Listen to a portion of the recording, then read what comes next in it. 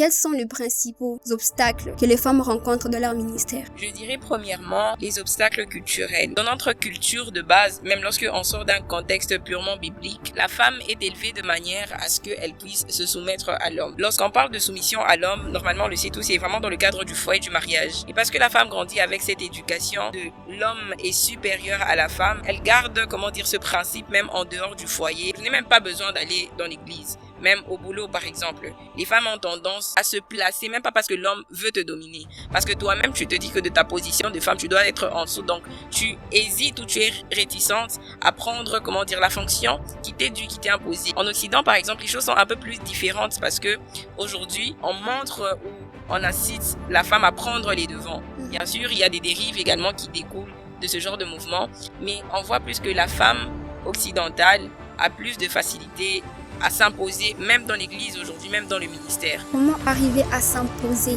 C'est assez difficile. Le monde ne te servira pas ce dont tu as besoin sur un plateau d'argent. Tu n'arrives pas à la dimension à laquelle Dieu te voit, ou tu n'arrives pas à arriver au même niveau que l'homme. Je ne parle pas de compétition, absolument pas. Je parle de la manière dont aujourd'hui les hommes se donnent dans le ministère et comment les femmes restent en arrière, comme je l'ai dit. Tu n'arrives pas à courir au même rythme que lui, justement parce que tu ne prends pas le temps d'investir en toi. Moi, j'aime beaucoup la mentalité des hommes, que ce soit les hommes de Dieu, les entrepreneurs aujourd'hui, surtout pour la gente masculine, parce qu'ils cherchent tellement à innover, ils cherchent tellement à se dépasser. Ils sont en compétition, mais pas avec les autres, avec eux-mêmes. Mais nous, les femmes, pendant que les hommes sont en compétition, on est là-bas. Les débats du 50-50, qui paye à la fin du date. Est-ce que si ta belle-mère est dans le véhicule, est-ce que tu t'assois devant, tu t'assois derrière? On est dans ça, tu vois. Alors qu'on devrait être dans, ok, qu'est-ce que je suis censée faire pour dépeupler l'enfer? Comment je suis censée agir pour ramener toutes ces femmes qui sont en train, je ne sais pas moi, de se perdre, de se compromettre, d'accepter des promotions en échange de leur corps, d'accepter de se soumettre même lorsque ce n'est pas dans la volonté de Dieu. Pourquoi? Tout ça au prix d'un mariage. Donc le conseil vraiment que je donne à la jeune fille d'aujourd'hui, instruis-toi, apprends, comment je peux dire? J'ai mal à la tête.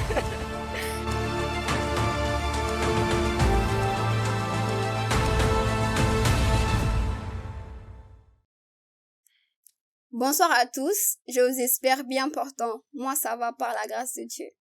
Bienvenue dans notre tout premier podcast avec El Room. C'est quoi El Room?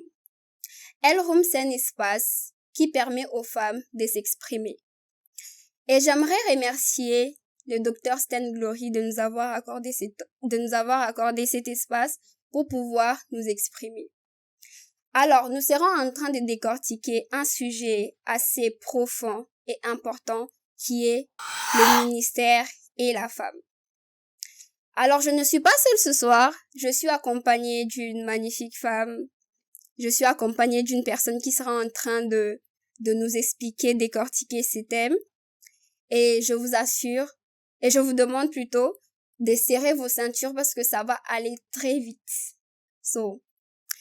Bonsoir, docteur. Bonsoir, Gracia. Est-ce que vous pouvez vous présenter pour que tout le monde sache clairement qui vous êtes?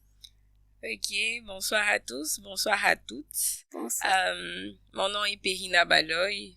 Je suis premièrement enfant de Dieu, née de nouveau. Je suis issue d'une famille de 4 frères et sœurs, dont je suis la deuxième. Actuellement, je suis coordonnatrice générale des églises Familio Chypre. Je suis également présidente d'une plateforme, d'une ONG appelée Talita Kumi. Et je suis également responsable des femmes de mon église. Et dans la vie active, si je peux dire ça comme ça, je suis médecin généraliste. Wow. Comme je vous ai dit, accrochez-vous parce que ça va aller très vite. Alors, j'ai une question pour vous. Oui. J'aimerais bien savoir c'est quoi le ministère et la femme. Et toutes ces personnes qui seront en train de nous suivre seront en train de vous écouter. Ok. Alors, le thème de notre premier podcast, c'est le ministère et la femme. Et c'est un sujet très intéressant parce que aujourd'hui, on se rend compte que de plus en plus, la femme est en train de récupérer cette place qu'elle avait perdue pendant des années pour X ou Y raison, entre autres la mauvaise compréhension de la parole de Dieu où à certains endroits on demandait par exemple à la femme de se taire, de ne pas prendre la parole, de rester à un poste un peu plus caché. Si je dois parler du ministère de la femme aujourd'hui en 2025, je dirais que c'est réellement d'abord un sujet spirituel, biblique, un sujet également historique de par toutes les femmes, les grandes femmes que nous connaissons qui nous ont précédées dans cet univers évangélique, si je puis le dire ainsi. Et c'est également un sujet actuel aujourd'hui parce que on voit de plus en plus beaucoup de femmes émerger dans le ministère et en tout cas, je crois que c'est un thème intéressant et on aura l'opportunité de le décortiquer un peu plus en détail pendant les minutes qui suivent. Ok, ça commence déjà très bien parce que moi déjà ce qu'elle est en train de dire, en tout cas, ça me fait déjà du bien. Alors, j'aimerais continuer avec une question également, une autre question. Quels sont les principaux obstacles que les femmes rencontrent dans leur ministère? Les principaux obstacles rencontrés aujourd'hui, je dirais premièrement les obstacles culturels. Je vais un peu plus parler de la femme en Afrique. Les obstacles culturels, pourquoi? Parce que dans notre culture de base, même lorsque on sort d'un contexte purement biblique, la femme est élevée de manière à ce qu'elle puisse se soumettre à l'homme. Lorsqu'on parle de soumission à l'homme, normalement on le sait tous, c'est vraiment dans le cadre du foyer, du mariage. Et parce que la femme grandit avec cette éducation de l'homme est supérieur à la femme, elle garde, ce principe même en dehors du foyer et se dit, je n'ai même pas besoin d'aller dans l'église. Même au boulot, par exemple, les femmes ont tendance beaucoup plus à être, à se placer, même pas parce que l'homme veut te dominer. Parce que toi-même, tu te dis que de ta position de femme, tu dois être en dessous. Donc, tu hésites ou tu es réticente à prendre, la fonction qui t'est due, qui t'est imposée. Et même à l'église aujourd'hui, beaucoup de femmes se mettent elles-mêmes en retrait, non pas parce qu'elles ne sont pas capables de faire plus ou de donner plus, mais c'est parce qu'elles veulent laisser, la lumière ou les spotlights aux hommes en se disant que c'est à l'homme toujours d'être au devant de la scène et c'est à moi de rester un peu caché, vous voyez.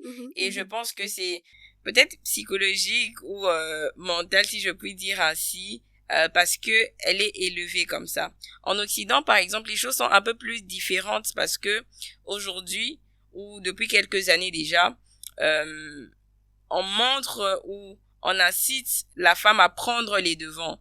Bien sûr, il y a des dérives également qui découlent de ce genre de mouvement, mais on voit plus que la femme occidentale a plus de facilité à s'imposer, même dans l'église aujourd'hui, même dans le ministère. On a beaucoup d'exemples de femmes qui se sont imposées il y a quelques années, les Catherine Kuhlman, etc.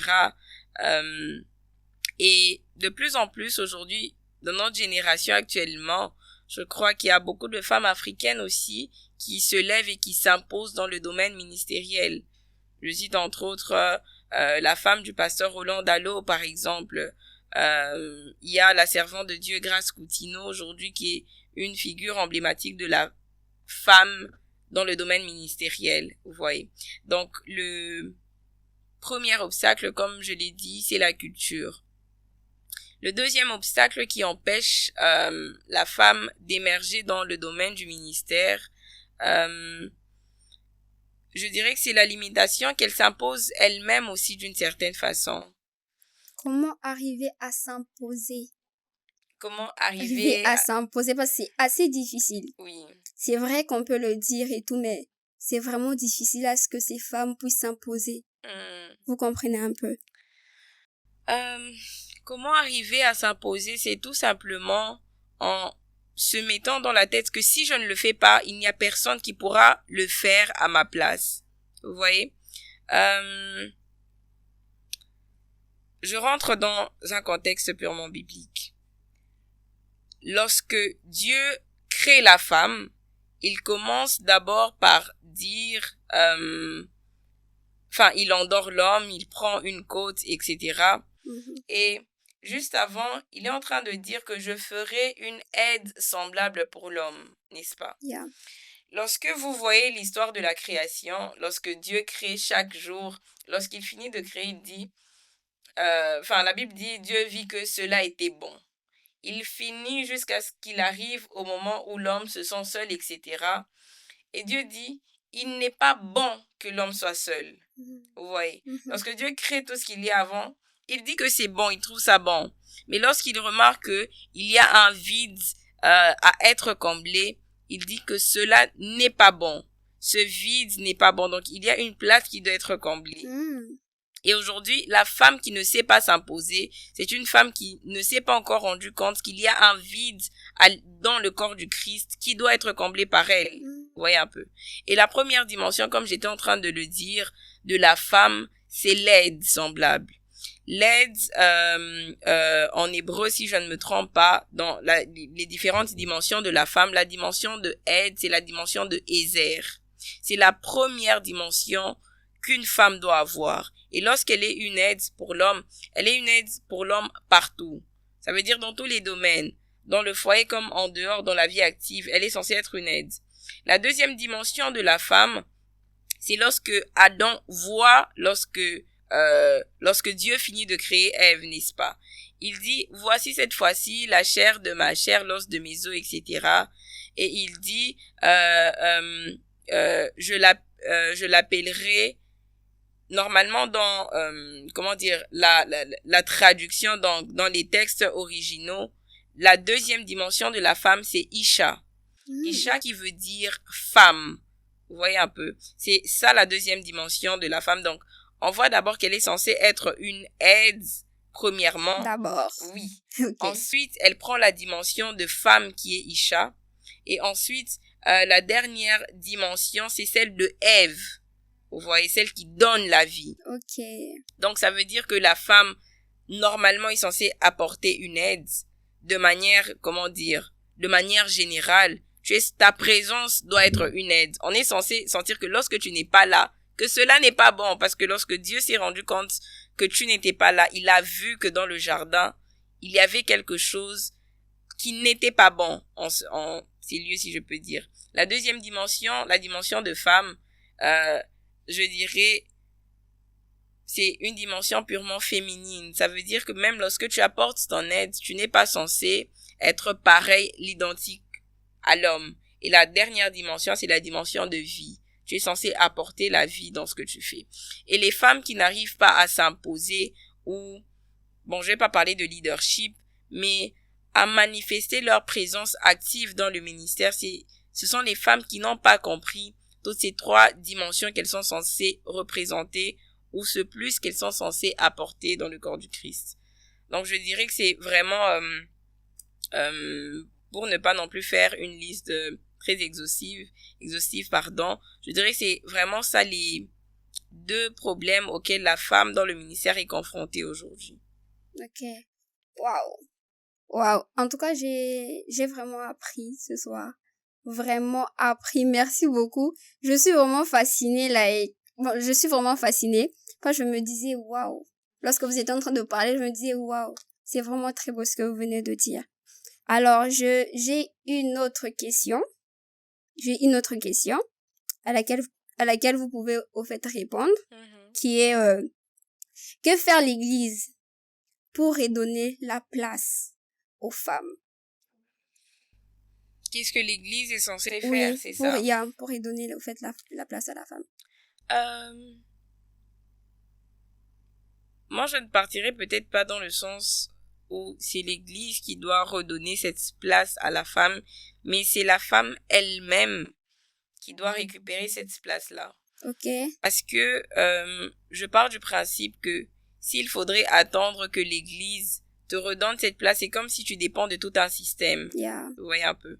Donc, comme je l'ai dit il y a quelques instants, c'est une place que la femme elle-même a perdue par rapport peut-être à la mauvaise compréhension de la parole, parce qu'aujourd'hui, on se repose sur ce que l'apôtre Paul était en train de dire, je ne permets pas à la femme de prêcher, etc. Et les gens l'ont pris comme parole d'évangile, ça veut dire ce que l'apôtre Paul dit, c'est oui, amen, en sortant le contexte. Bon, je ne vais pas revenir dans tout ce qu'on sait déjà, qui a déjà été dit 1001 fois. Mais moi, je dirais plutôt que c'est à la femme elle-même de récupérer ça, vous voyez. Parce que, bon, vous m'excuserez, j'aime beaucoup la psychologie. Parce que même psychologiquement, lorsque c'est toi-même qui va chercher quelque chose qui t'a peut-être été pris ou que toi-même tu as perdu, tu te rends compte que le pouvoir que tu détiens entre tes mains est beaucoup plus pesant, je dirais, que lorsque on te donne quelque chose. Il y a plus de mérite à arracher quelque chose que lorsqu'on te donne, vous voyez. On dit souvent que lorsque tu reçois quelque chose facilement, tu le perds aussi facilement.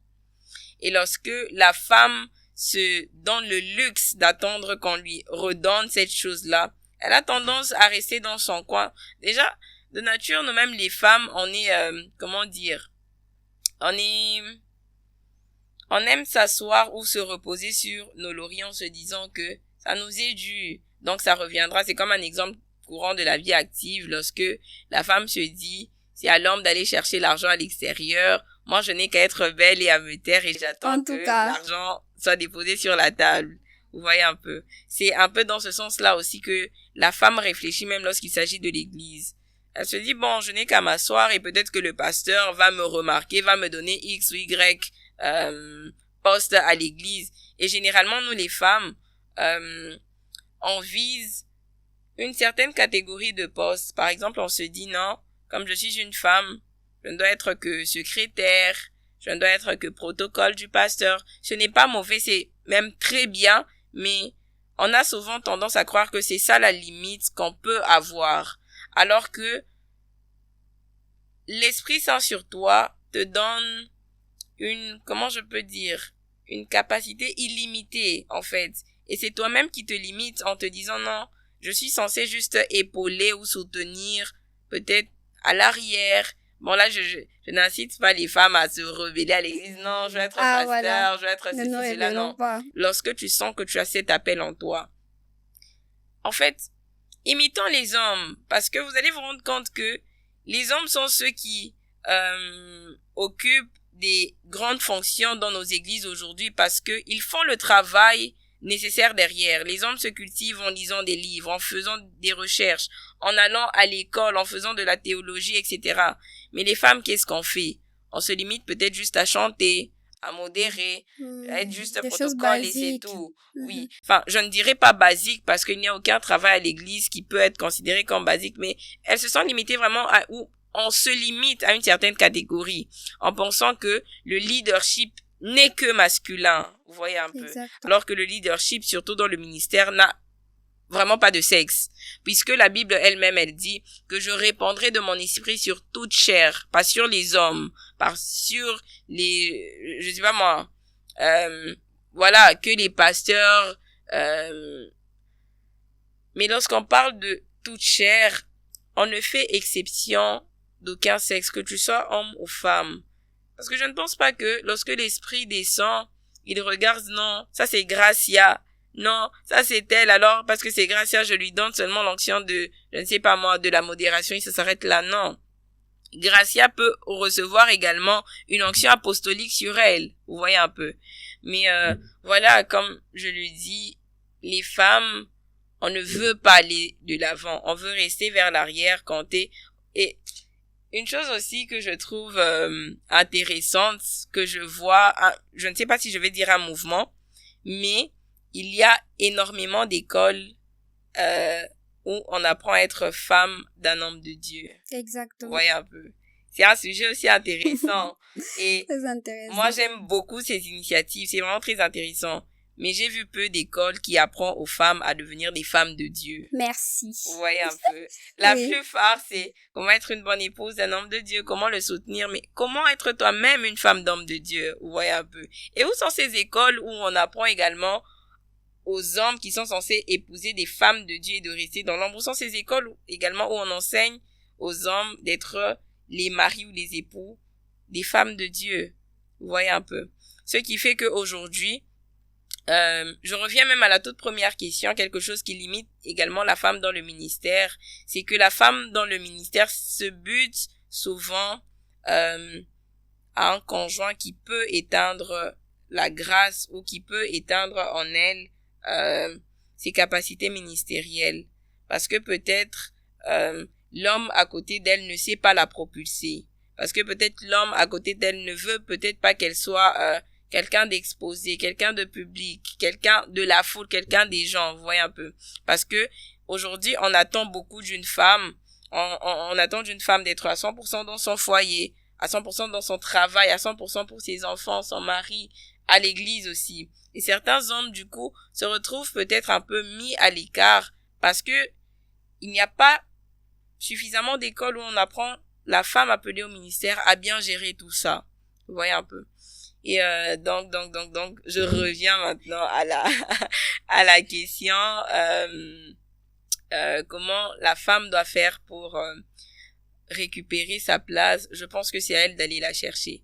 Parce que si tu attends que tout te soit donné sur un plateau d'argent, maman, c'est ton temps que tu perds. Non seulement c'est le temps que tu perds, et c'est les âmes également du Seigneur qui doivent être sauvées par toi, qui restent oisives, si je peux dire, dans le monde en train d'errer ça et là. Donc, récupère la place que tu as perdue auparavant et tu verras que tu as beaucoup plus à apporter que d'être l'ombre d'un homme. Enfin, on va se retrouver après. Là, nous allons juste prendre 5 minutes de pause et une pub. Vous êtes-vous déjà demandé pourquoi la prière occupe une place centrale dans notre vie chrétienne? Pourquoi certains prient sans relâche tandis que d'autres peinent à comprendre son véritable pouvoir? J'ai écrit Redéfinir la prière, un ouvrage qui explore en profondeur pourquoi la prière et les mystères qu'elle recèle. À travers ces pages, vous découvrirez non seulement l'essence de la prière, depuis ses origines anciennes, mais également les secrets qui vous ouvriront les portes d'une dimension spirituelle nouvelle. Que vous soyez un croyant de longue date ou un nouveau chercheur de vérité, ce livre vous guidera dans une compréhension renouvelée de cette technologie spirituelle. Êtes-vous prêt à voir la prière sous un nouvel angle? Êtes-vous prêt à redéfinir la prière? Nous revoilà pour la suite de notre podcast, toujours accompagné du docteur Perrina Baloy. Comment vous vous sentez? Ça va, et toi, Gracia, Ça va. Ok. Alors, on sera encore en train de poser d'autres questions. Quelles sont les stratégies qu'une femme doit adopter dans son ministère? Ok. Les stratégies qu'une femme peut adopter pour être efficace dans le ministère, je dirais, ça peut être un peu plus dans ce sens, c'est d'apprendre à se connaître elle-même. Ce que beaucoup d'entre nous ne réalisent pas aujourd'hui, c'est que la femme en elle-même, tout entière, elle est un mystère. Et si Dieu a fait en sorte de créer l'homme différemment de la femme, c'est vraiment pour une raison. Je reviens d'abord dans un contexte biblique. Tu vas te rendre compte que dans le livre de Genèse, lorsque Dieu vient maudire l'homme, la femme ainsi que le serpent pour l'épisode qui s'est passé dans le jardin d'Éden, la malédiction qu'il donne à l'homme, c'est tu travailleras à la sueur de ton front, etc. Lorsqu'il va vers le serpent, il lui dit qu'il va ramper, qu'il va manger de la poussière, etc. Mais après, il dit quelque chose d'intéressant, c'est que lorsque Dieu parle à Ève et lui demande pourquoi est-ce que tu as fait ça, pourquoi est-ce que tu as donné le fruit à l'homme, elle dit c'est le serpent qui m'a séduit. En d'autres termes, c'est le diable qui m'a séduit, n'est-ce pas? Alors, Dieu commence par s'adresser directement au serpent. Il s'adresse directement au malin et lui dit puisque tu as fait ça, je créerai une inimitié entre toi et la femme, entre ta descendance et sa descendance. Elle t'écrasera la tête avec son talon et tu lui mordras également. Donc, tu vas te rendre compte avec moi que à partir de ce moment, une guerre spirituelle a commencé entre, non pas l'homme et le diable, mais entre la femme et le malin, n'est-ce pas? Ça veut tout simplement dire que la femme a un poids dans le ministère ou une autorité qu'elle est censée exercer sur le monde des ténèbres, si je peux dire ça comme ça. Oui. Et pour être efficace dans ça, comme je l'ai dit, elle doit se connaître parfaitement parce que lorsque le diable a décidé de venir séduire Ève, il connaissait les points sensibles où la toucher. Lorsque Dieu crée Ève, il crée Ève pour être une aide à l'homme, n'est-ce pas? Lorsque le diable vient séduire Ève, il lui dit, voilà, si tu manges de ce fruit, tu deviendras comme Dieu. Il ne veut pas que vous puissiez manger parce que vos yeux vont s'ouvrir, etc., etc. Et Ève, je l'ai dit dans la première partie, sa première dimension, en fait, la première dimension de la femme, c'est que elle est programmée pour être une aide pour l'homme. Exact. Alors, lorsque le diable vient s'adresser à elle, la chose qu'il lui dit, c'est que vous serez comme des dieux. Retiens, vous serez comme des dieux et retiens également que Ève est programmée pour être l'aide de l'homme. Étant donné que lorsque Dieu crée Adam, la Bible elle-même elle dit que Dieu a créé l'homme de peu inférieur à lui. Ça veut dire que juste en dessous de Dieu, c'est l'homme. Alors puisque la femme est programmée pour être une aide, c'est un peu comme dans un travail, on doit promouvoir quelqu'un. La femme, dans sa configuration, elle est censée agir de manière à mettre son homme toujours au-dessus, à le faire évoluer. Et lorsque le diable vient parler à Ève, il lui dit, voilà, vous serez comme des dieux. Elle, automatiquement, qu'est-ce qu'elle voit? Elle est programmée pour être une aide et elle se dit, ce type vient me proposer une promotion pour mon mari. Qu'est-ce que je suis censée faire? C'est que je prends le fruit, je mange et je donne aussi à mon homme parce qu'il est censé, vraiment les mots que le diable emploie, c'est vous serez également comme des dieux, vous serez comme Dieu. Elle est programmée pour aider son homme à le propulser. Donc ça veut dire que le diable savait exactement les mots à employer afin de séduire Ève.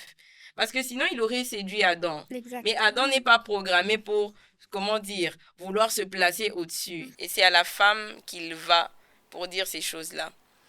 Donc ça veut dire que pour que la femme arrive à être efficace dans le ministère ou dans le monde spirituel de manière plus générale, elle doit se connaître parfaitement. Et j'ai dit que ce n'est pas pour rien que Dieu a créé l'homme différent de la femme. La femme banalise souvent ces différences en se disant que,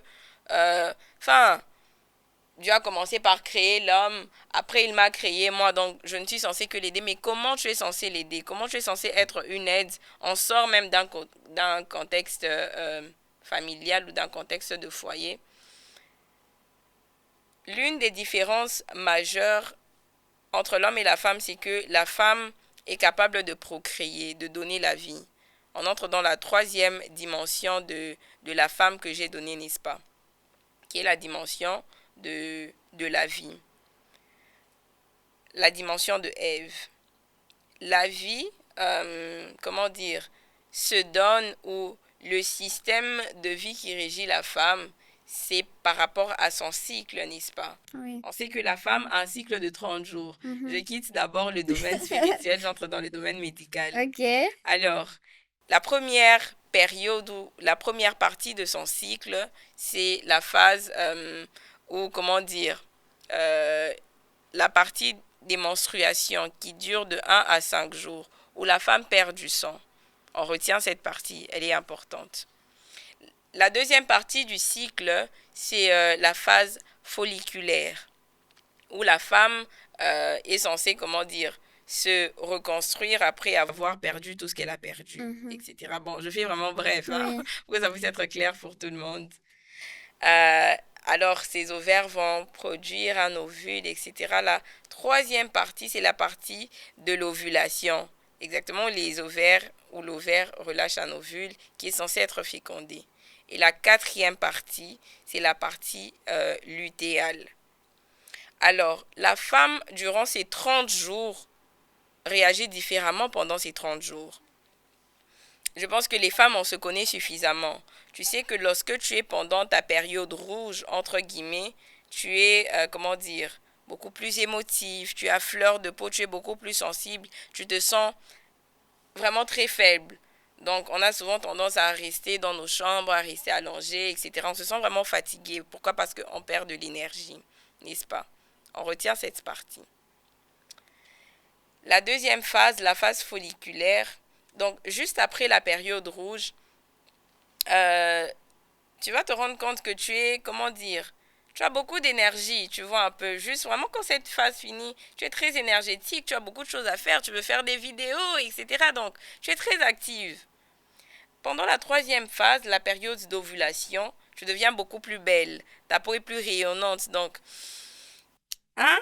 tu attires en fait. Tu es très différente pendant cette période.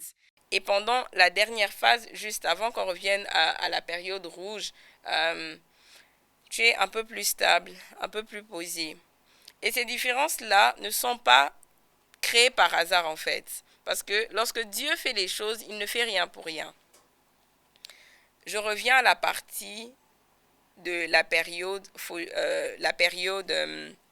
folliculaire, si je peux dire ça comme ça, juste après les règles.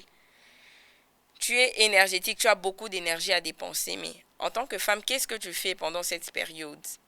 Là, dans cette première étape, ton esprit créatif augmente. La première stratégie que je te donne pendant exactement ce nombre de jours, utilise toutes les ressources dont tu disposes. Booste, si je peux dire comme ça, ta créativité à un maximum. Évangélise. Fais, je ne sais pas moi, des vidéos. Par exemple, Gracia, je sais que tu fais des vidéos sur les réseaux sociaux.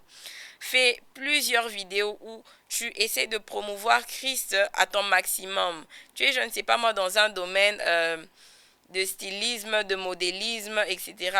Crée des vêtements, crée des marques chrétiennes qui vont promouvoir Jésus, qui vont promouvoir la parole de Dieu, tu vois un peu. Profite de ces instants pour écrire des thèmes si tu es peut-être prédicatrice, si tu es choriste ou je ne sais pas. Utilise cette période pour booster ton niveau créatif à un maximum afin d'être rentable pour le royaume de Dieu. Peu importe le domaine dans lequel tu te trouves. Moi, par exemple, je suis dans le domaine médical. C'est juste un exemple comme ça. Comment je peux utiliser ma créativité pendant que je me trouve exactement dans cette période? C'est peut-être je donne un exemple. Je travaille, par exemple, dans mon hôpital. Pendant que je suis dans cette période, je peux peut-être faire, des ordonnances médicales avec un petit verset à la fin. C'est une manière d'utiliser mon esprit créatif pour évangéliser. C'est juste un exemple. Oui. Donc, booste ton niveau créatif afin de promouvoir les valeurs du royaume à un maximum. La deuxième partie, après la période folliculaire, c'est la période d'ovulation. J'ai dit que pendant cette période, la femme est beaucoup plus belle, elle est beaucoup plus attirante parce qu'elle dégage des phéromones même que les hommes arrivent à ressentir facilement, tu vois. Pendant cette période, les femmes, on reçoit souvent beaucoup de compliments. Ah, tu es très belle aujourd'hui, voilà, tu sens bon, etc. Et malheureusement, parce qu'on ne sait pas se rendre compte des avantages que Dieu nous a donnés ou on ne sait pas les utiliser à bon escient, qu'est-ce qu'on fait? C'est que pendant cette période, parce qu'on se sent belle, on veut juste séduire pour séduire. On veut juste être complimenté parce que, ça nous fait nous sentir un peu mieux dans notre peau, etc. Alors que même pendant cette période, tu peux utiliser ce laps de temps parce que cette période ne prend même pas beaucoup de jours. Ça peut prendre 1 à 3 jours par exemple, que tu es vraiment au top, si je peux dire ça comme ça, de ta forme. Utilise cette période où tu attires les regards pour évangéliser. Un frère vient et tout. Non, ma soeur, je vous trouve très belle, je peux avoir votre numéro. Je t'invite ce soir à l'étude biblique. Après ça, tu pourras avoir mon numéro. Utilise les charmes. Et ne charme pas pour séduire, pour tes propres intérêts. Mais, pardon de le dire comme ça, mais séduis pour le royaume des cieux. Tu vois un peu. Tu es une femme, tu n'es pas censé faire comme un homme. Ou un homme, lui, ne va utiliser que la parole. Utilise tes atouts. En fait, Dieu te les a pas donnés pour rien. Lorsque la Bible dit tu es une créature merveilleuse, mais les merveilles, tu les caches pourquoi? Expose-les au monde, tu vois un peu. La création attend avec un ardent désir la révélation. En fait, de cette révélation, pourtant, en tant que femme, elle arrive par quoi? Par les charmes dont tu es dotée. Ne sois pas, parce que tu es une femme de ministère, tu es tout le temps maman intercesseuse avec voilà, les longues jupes, etc. Un frère arrive et tout, tu lui fais sortir ta voix la plus rock. Tu vas pas comment dire, le ramener à l'église comme ça. Utilise tes charmes. Maintenant, je ne demande pas d'abuser quand je dis Ah oui, hein. ne va pas en décolleté devant le frère parce que voilà, je l'ai dit non. Mais pendant cette période, tu es capable d'attirer les regards vers toi. Donc, fais en sorte que les choses dont Dieu t'a doté, que l'homme n'a pas eu, utilise-les à bon escient. Ramène ces personnes-là vers l'église, ramène-les dans l'église, ramène-les dans le royaume. La phase suivante, la phase juste avant la période rouge, c'est la phase lutéale. Tu es beaucoup plus stable. Pendant cette période où tu es beaucoup plus stable, utilise-la également pour commencer maintenant à tracer tes stratégies. Là, tu es beaucoup plus posé. Tu te dis, ok, là j'ai le temps de me poser. Je sais que dans une semaine, voici ce que je vais faire. Dans 2 semaines, voici ce que je vais faire. Du lundi au jeudi prochain, je me mettrai un programme de jeûne parce que ton esprit est beaucoup plus calme. Il n'est plus beaucoup agité par les hormones, par exemple, qui pouvaient t'agiter pendant la période d'ovulation. Utilise cette période pour structurer les jours à venir. Sois stratégique, tu vois un peu. Et la dernière phase, la période rouge, comme je l'ai appelée, c'est une phase où la femme perd énormément de sang. Ça veut dire qu'elle perd aussi de l'énergie. Les gens ne se sont jamais posé la question de savoir pourquoi lorsque la femme à la perte de sang a touché Jésus, il a senti une énergie quitter son corps. On ne parle que de l'aspect de foi. Mais il y a également un aspect purement scientifique à ça. Exactement. Dis-toi qu'une femme qui perd du sang pendant 5 jours est extrêmement faible. À combien plus forte raison cette femme qui a perdu du sang pendant des années? Elle avait besoin d'être ressourcée jusqu'au point où Jésus sent qu'une force sort carrément de lui. Pendant la période où tu es faible, cherche la face de Dieu à 100%. C'est une phase où tu es censé te reconnecter à l'esprit. Une phase où tu es censé, étant donné que tu es en train de perdre du sang, on connaît tous, la valeur qu'a le sang dans le monde spirituel. Le sang est porteur de vie. Tu es en train de perdre, je ne vais pas dire une vie, mais tu es en train,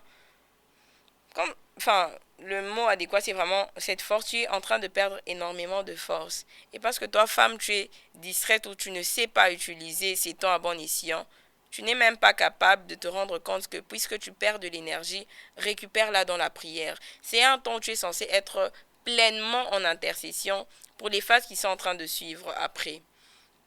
Donc, la meilleure façon par laquelle une femme peut être utile pour le ministère, c'est se connaître, comme je l'ai dit, et d'utiliser tous les jours de sa vie ou tous les cycles de sa vie à bon escient. Ça veut dire pour concourir à l'avancement du royaume.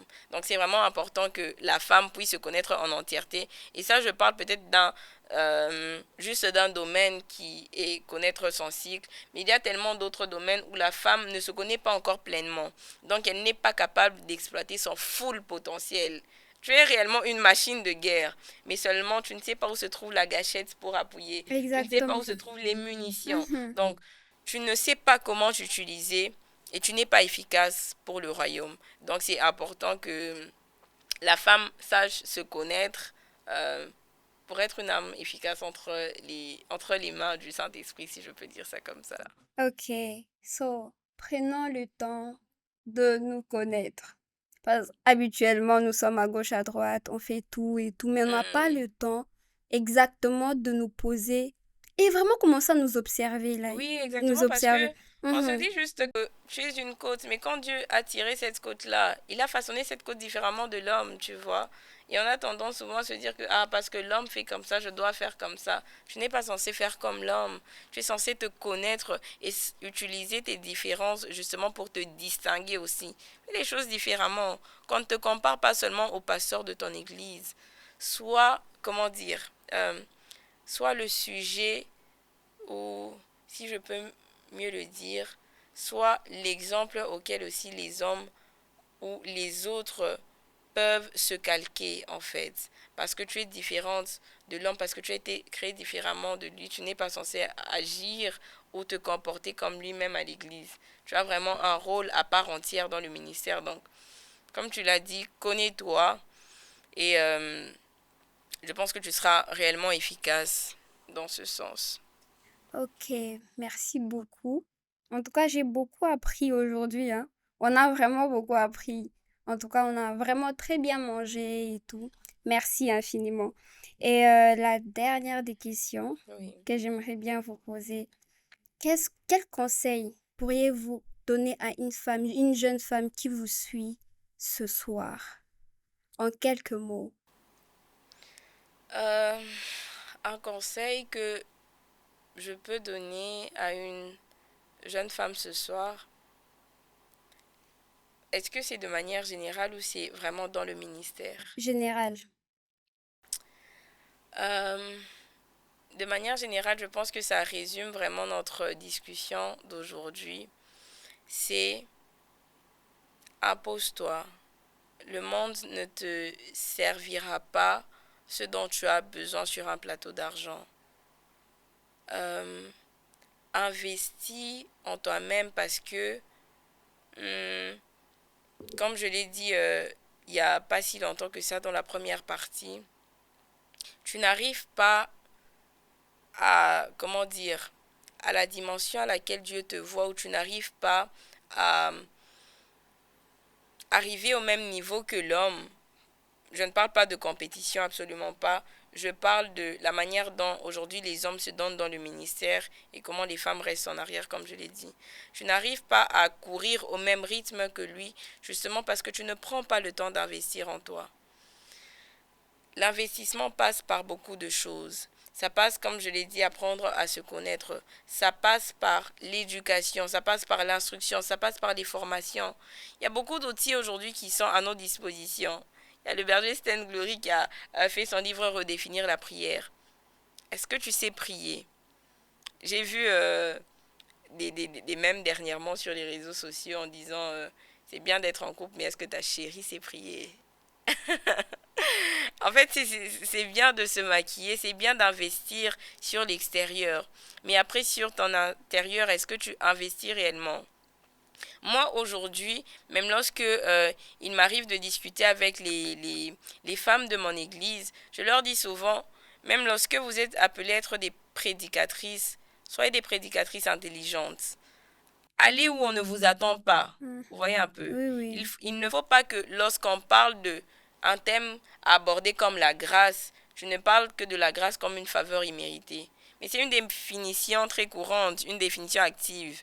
Tu n'apportes aucune valeur ajoutée à ça.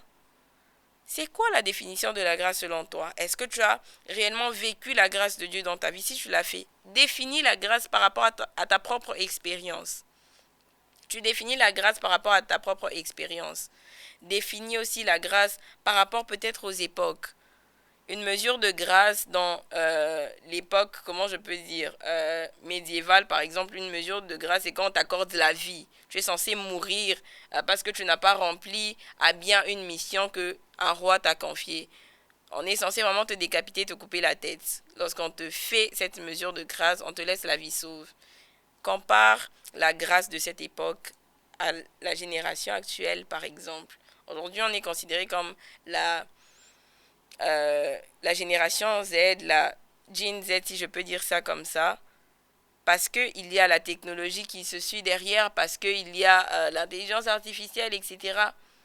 Mais compare les époques, compare comment dire, les éducations reçues, compare les enseignements reçus, compare les différentes écoles auxquelles nos prédécesseurs avaient accès et ceux de la génération d'aujourd'hui ont accès.